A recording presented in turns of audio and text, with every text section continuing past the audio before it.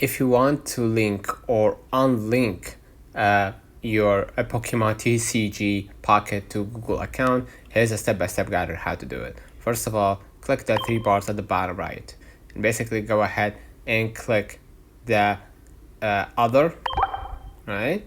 And basically what you're gonna do now, I'm gonna just go ahead to my account, all right? And then basically after I click my account, you're gonna be able right here to see your account, right?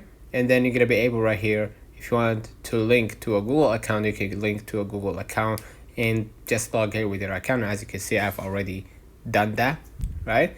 And basically if you want to unlink, you could just go ahead to link your account with another device and you'll be unlinked from the previous account. So let me know in the comments if this video helped you. Don't forget to like and subscribe. Thank you for watching.